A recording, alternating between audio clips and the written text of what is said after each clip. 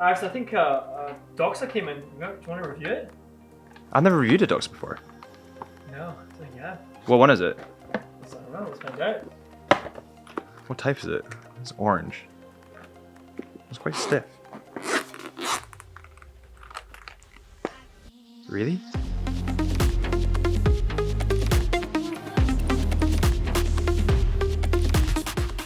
Welcome back to the Chisholm Hunter channel. My name is Harrison, as always. And today, we're talking about Doxa. Now, to be honest, guys, Doxa isn't really a brand that I've looked at very much. It's not really a brand that I researched very much. And it wasn't really for me until you guys said to look it up. You guys messaged me on the Chisholm Hunter Watches page. You guys commented on a ton of different videos saying you need to look into Doxa. And honestly, ever since I've looked into them, it's changed my mind. Believe it or not, but Doxa was actually founded in 1889. And when you compare that to, let's say, Rolex, probably, or no, not probably, the biggest brand in the world, it was founded in 1905. So actually, Doxa has a more extensive history, technically speaking, than Rolex, which is pretty cool. The brand itself, Doxa, was founded in Switzerland, so it is a Swiss watch at its core, and it was founded by George Duckerman. I really hope I'm pronouncing that right. If I'm not, please let me know in the comments. George Duckerman was one of 13 children, and at age 12, he began his apprenticeship with a luxury watchmaker, a watch craftsman. And just think about what you were doing at age 12. That's impressive. At age 21, he actually founded and started Doxa in, obviously, 1889. And Doxa is actually the Greek word for glory, which is another cool little bit of spice. In 1907, some real brilliant innovation began shining through from Doxa. Obviously, with George having so many years in the industry, starting when he was genuinely 12 years old, which is absolutely crazy. But they invented the 8-day Doxa caliber, and they also patented this, or filed for a patent in 1907. Now this, as it sounds, had an 8-day power reserve, which for its time was pretty brilliant. Now, believe it or not, but these actually became standard on Bugatti racing cars. So you can see how luxury Doxa was perceived at that time, linking up with Bugatti. Now, this is just a brief history. We just covered it really briefly before we get into this watch. But I just wanted to give you a little bit of flavor about the brand itself. But on that note, let's talk about the pinnacle piece, in my opinion. And let's discuss whether I think they're any good. So, in my opinion, the Doxa Sub 200 is the pinnacle piece. It's the piece that... It's not in there. It's there, that's why. So the Doxa Sub 200, in my opinion, is the piece that everyone talks about. It's the piece that everyone kind of rants and raves about. And when I was looking into Doxa, I did realize and saw why. It's a very striking model, especially with those colored dials. The price of this Doxa Sub 200 comes in at £990.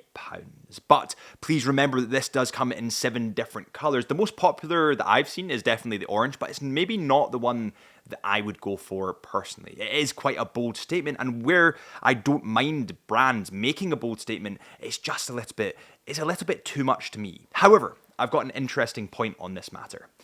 I think that the reason Doxa is getting so much attention is because of these bold brass colors that maybe aren't for everyone. Now, I've said this before in another couple of videos, so apologies if you've heard it before. I actually had a shoot with the North Face, and they do outdoor clothing wear. And what they said is they would always advertise their very bold, bright colors, like their yellow jackets or their big, bright baby blue jackets. People would be more likely to click on that jacket online or come into store to view that jacket, but they would always end up buying either the black or maybe the dark blue, the safe colors. So what I think Doxa have done is been quite smart with their marketing. If you see these big bold colors on a diving watch, the likelihood is the gentleman or the lady is wearing a Doxa. And I think that's quite smart. And although these colors aren't really for me, they're just a bit too vibrant, a bit too bold, I can understand why Doxa are doing this to try and make a statement and make a dent in the watch industry. And you've got to give them respect for that. It's funny because just below this on the market sits probably the entry-level diver would be Seiko, and then just above this you have the Longines Hydra Conquest. So that's kind of where it sits in the luxury market, and it hits its own nice little price bracket, and it does look quite unique. In terms of the bracelet, again, it's quite unique to Doxa. It has kind of a rice grain feel down the middle, but on the outer two links, they're a little bit bigger and they're brushed instead of polished. So I do quite like the uniqueness of the bracelet, but you guys know me, for diving watches, I tend to stick with either NATO or rubber, so I'd probably change it into a rubber. The face of this model comes in at 42 millimeters, and it actually comes in at 13.8 millimeters thick. Now, to be honest, guys, I would like to see it a little bit thinner. I think because it's 42 mil, it's probably on the cusp of cutoff for me in terms of how big my wrists are. They're 6.5 inches, so it's maybe a little bit too raised. I wouldn't say it's too big, I'd say it's a little bit too raised. And it also has domed sapphire crystal glass, which is very, very domed. It's quite raised.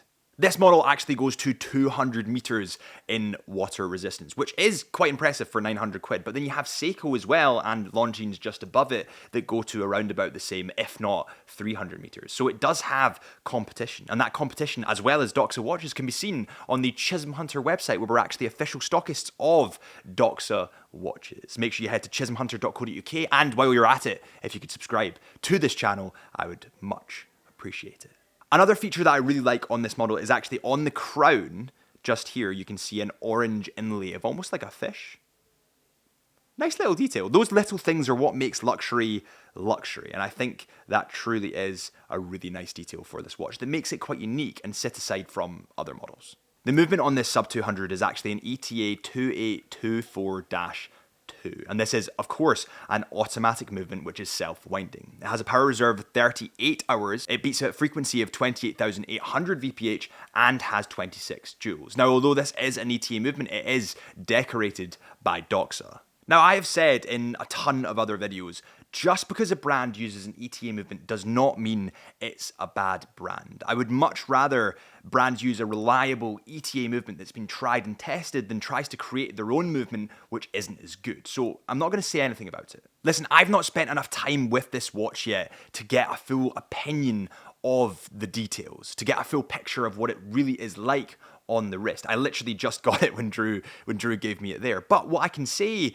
my first impressions are, is it's good quality. It's heavy. It's 31L sticks, 316L stainless steel. It goes to 200 meters of water resistance, which is pretty standard. Yeah, it has an ETA movement, but loads of watches have ETA movements. A lot of watches that are a lot higher end than this have modified ETA movements. And they're not trying to hide it, they're putting it clearly on their website, which I don't mind. I think what really stands Doxa aside from other brands, firstly, it's a little bit more niche. And the colors are a lot more niche. You know it's a Doxa by looking at it first glance because of those big, bold colors. And I like it when brands do something different because not many brands have the balls to do it.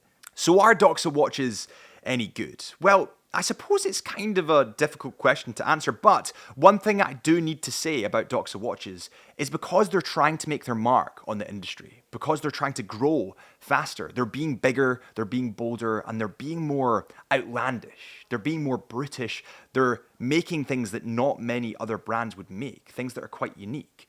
For example, if you look at Rolex's releases this year, or you look at Omega's releases last year, apart from the Moonswatch, they were quite conservative, you could say. They change maybe little details on dials and everyone goes crazy because we love watches, but they don't do huge things. Whereas Doxa do huge things because they're trying to make a mark on the industry.